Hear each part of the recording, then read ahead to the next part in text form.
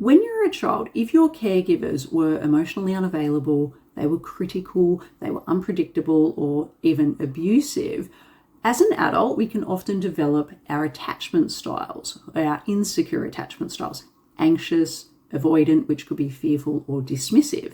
Now, what isn't talked about as much as I feel it should be is our attachment styles affect not just our romantic relationships, they can trickle into every element of our life, even our workplace and our careers.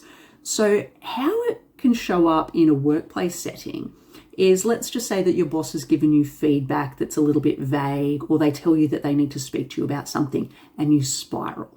Or you're having a meeting or an instance where you're asked to provide feedback about a certain element of work and you don't speak up, everything's fine, because you don't want to be seen and or you're afraid of what the consequence of speaking up might be.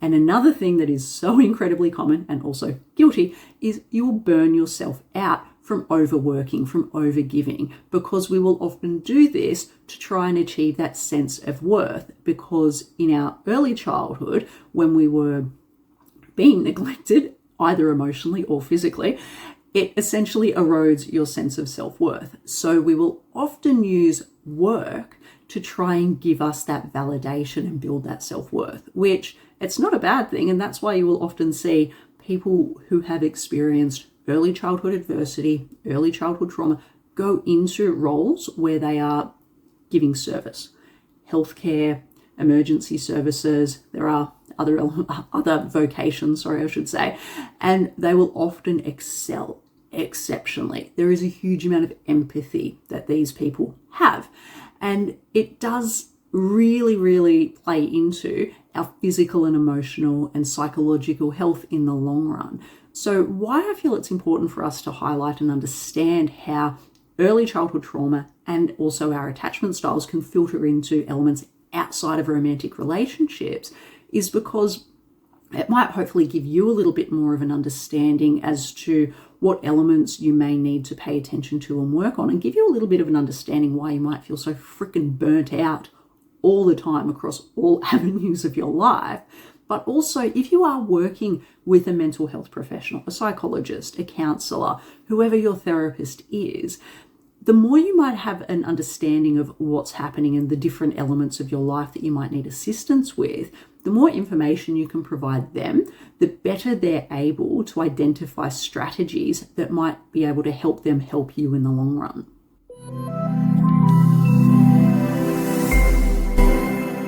Welcome back to the Reconnection Co, where healing starts with reconnection. Today we're exploring how unresolved trauma from childhood, C-PTSD, and especially our attachment injuries and adverse childhood experiences, also known as our ACE scores, can unfortunately follow us into adulthood in ways we don't always expect. Now, a lot of people often look at all of this through the lens of just how these experiences affect our relationships, but it goes beyond that. It can affect our work, our confidence, our ability to set boundaries, and our sense of worth. And as always, this podcast is not therapy, and I'm not a therapist yet, but this is an evidence-based, grounded space to help you hopefully make sense of what's happening in your inner world. Hopefully giving you some validation, some empowerment, and just some insights into what your next steps on your healing journey might look like. Now, if any of the content that I share on the Reconnection Co platforms resonates with you, please subscribe, leave a review, or check out the guided journaling playlist available over on YouTube. If you grew up in a home where love was often unpredictable, or emotional safety was absent, or even physical safety, your nervous system didn't learn calm. It learnt protection and hypervigilance. But not all trauma looks like bruises. Many people grow up not being hit, but being ignored, invalidated, emotionally dismissed, or made to feel like their needs were just too much. And all of this shapes your body's definition of safety.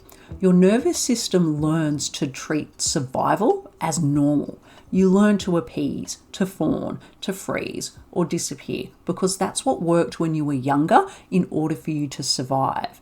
Now, unfortunately, these survival patterns become invisible threads that follow us into adulthood, and they affect how we pick our partners, how we show up at work, how we tolerate discomfort, and how we can ignore our own limits and boundaries. And none of this is a character flaw. It is conditioning, it is adaptation, and it is powerful for us to have an understanding of this so we can untie these threads when we are working with mental health professionals and moving out of survival mode so we can thrive as adults. So I do want to take a minute now to give a little bit of an understanding of how ACE scores, so adverse childhood event scores, can bleed into work life. And this is based on a 2004 study where they looked at over 9,500 adults. And what they found were so many of the adults who had adverse childhood experiences did have negative impacts on work, which encapsulated things like workplace relationships, absenteeism, and just failing to thrive in workplace scenarios. So the mediating factors, or essentially how ACE scores can affect a multitude of different elements that then as a consequence affect our work. It's those with high ACE scores will often have relationship problems. So these are like multiple marriages, family conflict, unsatisfying sex lives. Those with higher ACE scores tend to have higher levels of emotional distress because there's higher incidences of depression, panic reactions, anxiety, anger management issues. Those with higher ACE scores typically have more somatic symptoms, so chronic pain, headaches, joint pain. And those with higher ACE scores also have a significantly higher incidence of substance abuse or misuse disorders, alcoholism, drug use, smoking, opioid use. And all of these mediators, so our relationship problems, emotional distress, somatic symptoms, and substance use, in this study that they looked at in 2004, very much explain to an extent of how the impact of ACEs affect work performance.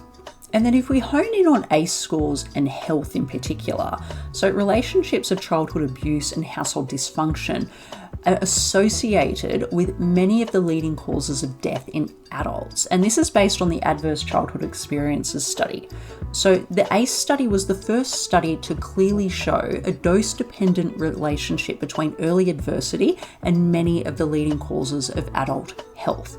So this was a very large-scale study of over 8,000 adults where they were looking at those who had varying exposures of adverse childhood events, because there's 7 categories in total. So unfortunately, the higher the score, this is one game that you don't want to win. So a score of 0 is the unicorn. That is the ideal. That is what we want. So each of the exposure categories, so there's 2 subcategories. We've got abuse and household dysfunction. So within abuse, there's psychological, physical, and sexual. Household dysfunction includes substance abuse by our caregivers or those that are living in the household, mental illness, violence toward the mother, and criminal behaviour. So all of these create the 7 exposure categories. Now, the higher the ACE score, the more at risk people are as adults for physical ailments, relational problems, and just overall a very negative experience being an adult existing in the world, because you are in constant survival mode and it is impossible to thrive when you are doing all that you can to survive. So where the high ACE scores actually can influence a lot of our physical ailments and long-term health effects, the mechanisms that they consider to drive this is essentially higher ACE scores lead to higher levels of emotional distress, which will often lead to higher rates of maladaptive coping behaviours. So for example, smoking, overeating, substance use, which begin early as self-regulation tools. Now, these behaviours may become chronic coping mechanisms with long-term health costs. So for example, smoking used to regulate mood, particularly in those with early trauma histories, often will lead to chronic diseases decades later, lung cancer, cardiovascular disease, and so on. And all of this highlights the psychobiological basis of health risk behaviours.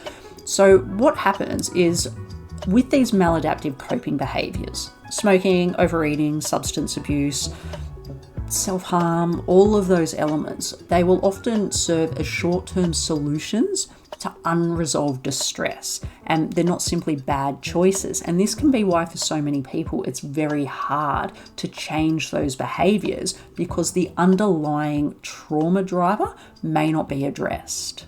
Now, looking at how attachment theory, which was first developed by Bowlby and Ainsworth 50 odd years ago, it tells us that we form emotional blueprints based on how safe we felt with our early caregivers. If love was conditional, chaotic, or absent, we often learnt our insecure attachment styles. We may avoid connection, which is often our avoidant attachers. We might cling anxiously to connection, which is often our anxious attachers. And then if we fear both abandonment and closeness, this is what leads to our disorganized or our fearful avoidant attachment. So when we talk about attachment styles, avoidant, anxious, disorganized, or fearful, and then the unicorn, which is secure, most people think of romantic relationships when we're talking about attachment styles, but these blueprints don't play out just in romantic relationships. They shape how you handle feedback at work, how you set boundaries, and how you trust or distrust friends, and even how you may perceive success or failure. So if we look at this through the workplace lens, it can affect our relationships with authority figures like your bosses or supervisors, your relationship with colleagues and peers, your emotional safety in group dynamics, and even your relationship to success, failure, productivity, and self-worth. Because work environments activate many of the same systems as romantic relationships. Approval and rejection. Does my boss value me or not? Attunement and misattunement. Does my team understand me, or am I misunderstood all the time? Power and vulnerability. Am I going to have a negative response if I say no for this task that they've asked me to do? Is me providing feedback that they've asked for going to come back and bite me in the ass? Am I able to ask for help? Am I able to make mistakes? Or is there going to be significant consequence as a result of this? And so when your nervous system was wired in a home environment where these questions were answered with fear, shame, inconsistency, or invalidation, that wiring follows you. And no wonder so many people with a history of childhood trauma and quite severe attachment injuries will often be so susceptible to experiencing burnout in their work life, because not only are you over-functioning in your interpersonal relationships at home outside of work, you will often over-function in your work environment because your emotional blueprint doesn't leave you at the front door of the workplace. It follows you everywhere you go because it is your blueprint. It is built into you. So burnout is extremely common when you are operating in survival mode across all elements of life.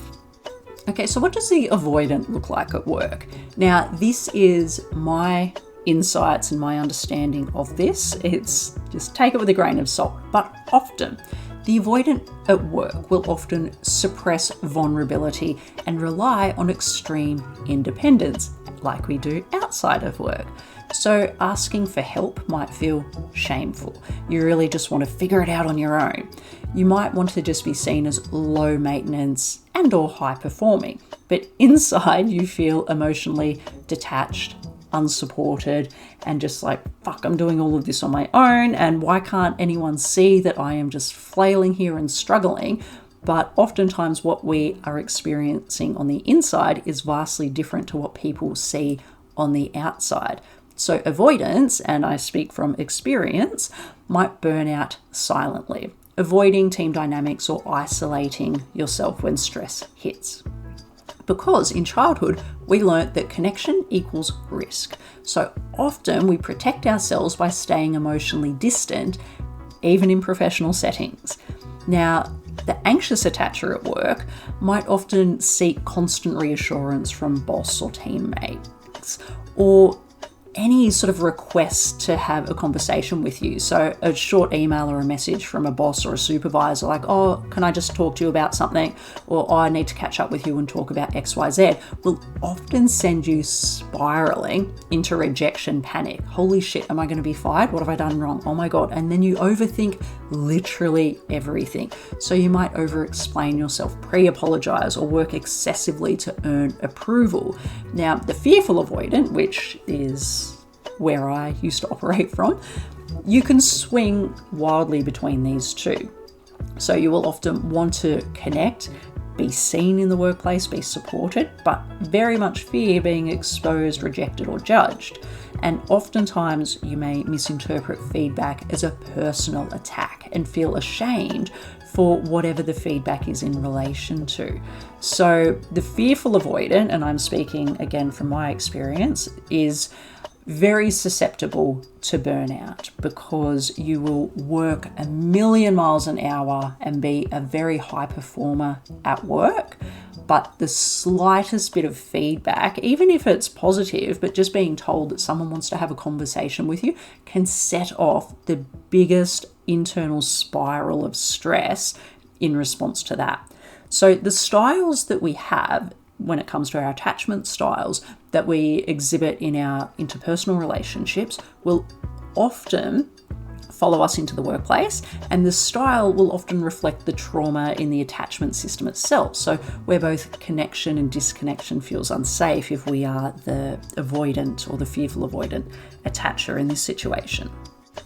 Now, just briefly looping back around to one of the papers I was talking about earlier on in this episode, the 2004 study looked to investigate how the different types of ACE scores related to 3 specific performance issues at work, which was job problems, serious financial problems or financial distress, and absenteeism. So of those that they looked at that had higher ACE scores, so people with an ACE score of 4 and above were twice as more likely than their other co-workers to report problems in the workplace. That can be within relationships, it can be so with their workplace relationships, with feelings of burnout, job dissatisfaction, financial issues outside of the workplace, and then experiencing higher levels of absenteeism. And then this also sort of reflects into what we were talking about earlier about the multitude of ways in which our coping mechanisms or maladaptive coping mechanisms, so smoking, substance abuse or misuse, how that plays into absenteeism as well. So you can see how it's not just our romantic relationships that are impacted by this. It is a very complex web that is woven with our emotional blueprint that comes as a result of these adverse childhood experiences and early childhood trauma. And this is why it's very, I think, easy for us to begin to understand. It's not easy for us to fix and address, but it becomes easy for us to understand why these experiences put us in survival mode as adults and why we feel like we can't thrive because everything feels like it's on hard mode. Now, this isn't to say that every poor workplace situation is driven by childhood trauma or early adverse experiences, because shitty employers exist, and where it will play in, it's not that it's our trauma that creates a problem. Sometimes it is, but other times, more often than not, it's not. Where this follows us in and becomes problematic is one of the most common trauma responses is staying in situations that are unhealthy because leaving feels more threatening than staying. So often those with a history of trauma will stay too long in unhealthy situations, be it work situations, romantic situations, friend situations, all of the above. So when it follows us into our work life, it's often this internal narrative that we create for ourselves, and we almost gaslight ourselves into staying too long in these uncomfortable situations. This is just how it is. Maybe I'm overreacting. It's not that bad, because it's not as bad as the other bullshit that you may have experienced in your life. And we often will think this way because trauma taught us to endure, not to escape. So you might have learnt that people won't believe you, leaving will cause more chaos or it's more uncertain.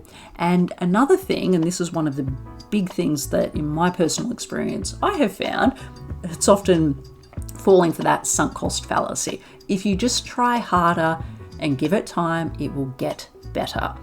Now, all of this is often referred to as a pattern of behavior that's called learned helplessness. And this is a psychological state where after repeated exposure to harm that you weren't able to stop and you had no control over, you stop trying altogether, even when escape is possible. So if you stayed in a job where you were mistreated, a relationship where you're emotionally neglected or abused, or a friendship where you felt constantly drained, it's not because you're broken, it is because oftentimes your body learnt that discomfort is often safer than disruption. So here are 3 common trauma-driven work patterns that are often observed. There is overfunctioning, where you take on too much, you feel guilty about saying no, you work late, you over-prepare, you over-apologize. Now, the second is rejection sensitivity. And so for those of us with ADHD, this is on steroids. So rejection sensitivity, this will often manifest itself like feedback feeling like a personal attack. Silence feels like punishment, and you will often replay conversations, hunting for mistakes that you may have done. Now, the third element, which can often present, is like emotional numbness or flatness. So you kind of detach to survive. You don't celebrate wins, you don't grieve over losses, you are just there existing in numbness. And another thing is a lot of people will avoid visibility or leadership because it feels unsafe being seen. Now, all 3 of these are nervous system responses, not failures. They are not character issues. They are literally your response to a blueprint that was wired for survival. And they're your body's attempt to manage threat, whether or not it's real or perceived. I know that all of this sounds heavy, and it is, but there is good news. What has been learned can be unlearned. What has been shaped by trauma can be reshaped by care and connection. Now, remember, this entire platform is about my insights, my experience, my understanding of the research and evidence. It is not designed to be delivered or construed as mental health advice, but here's where I began and where you might be able to begin as well. So naming the pattern. Awareness disrupts shame and disrupts the cycle. So if you can say or identify that, when this happens, I know it is a fawning response. Or, when this is happening in the workplace, I am aware that this is what happens when I dissociate. So it's just naming a pattern that you've identified that happens in response to a certain situation. When you're aware of it, you can shift it. Another thing is learning your nervous system language. This one's huge. So do you freeze when your manager criticizes your work or gives you feedback? Do you flip the hell out when you receive an email asking for putting time aside so you can have a meeting or a discussion about something? Do you fawn when someone sets an unreasonable deadline or asks for you to help with something, even if your plate is completely full? So if you're able to identify a pattern that you do and the nervous system language that is often at play in response to certain things, it allows you to be able to take pause before you respond to it. So, maybe them wanting to talk to me isn't because I'm going to get fired for this imagined thing that I completely haven't done. Or, no, my plate is actually full. I do not have the capacity to take on more to help this person. They have all the time in the world. They can do it. They can ask a coworker to help. So this sort of feeds into a couple of other tips or strategies, I guess, that I've got. So this is very much understanding whether you're in fight, flight, freeze, or fawn response modes, because it helps us pause before reacting, so we can regulate before responding. So sometimes it's not about fixing the situation, it's about soothing your body and getting into a regulated state first. So some of the really easy methods to do this is, even if you're in a situation at work, maybe take a quick walk outside for a couple of minutes. Breathe slowly, longer inhales, longer exhales. Don't respond to that email or message straight away. do some breath work, go for a quick walk, leave your desk, do a somatic shakeout, or you might text a friend or write a grounding thought or have a little list of reminders of when this happens. Just remember that I am worthy, I am safe, I am not incompetent, whatever it is that you come up with, your little cheerleader that you might have jotted down in a notebook. Now, another thing that very much helps if we are an overgiver and we take on a lot more than we should is practicing micro boundaries. I've spoken about this in other episodes, our baby boundaries, if you will. So start small. Say no to something that is low risk. Cancel one unneeded meeting. Let yourself sit with the discomfort of saying no, and you will see that you actually survive it. And then this actually allows you to say no and protect your space and your time within the workplace a lot better. And another thing is even reframing feedback. So instead of thinking, oh my God, they hate me, they're going to fire me, try, okay, what if they're telling me something that is completely neutral information? It is simply how I can try and do my job better. Maybe it is so we can improve customer service. Maybe it's not about my self-worth, my character. Feedback is data. It's not a verdict on your worth. Another thing that is quite huge and can be a little bit harder to unpack is reframing your workplace relationship. So this is very simplified, but it's a good reminder. Your boss is not your parent. Your co-workers are not your siblings, and your worth is not on the line with every single task that you do. If it is, maybe consider a different workplace. So this all isn't about pretending that work doesn't matter. It's about decoupling past pain from present stress. And one thing that is very important, and it can be very hard for some of us, is creating internal safety and internal regulation. Don't wait for your job or your partner to make you feel okay. Create rituals that ground you. Breath work, body scans, pausing before you respond. You can't outsource regulation, because if you are doing that, it is dysregulation.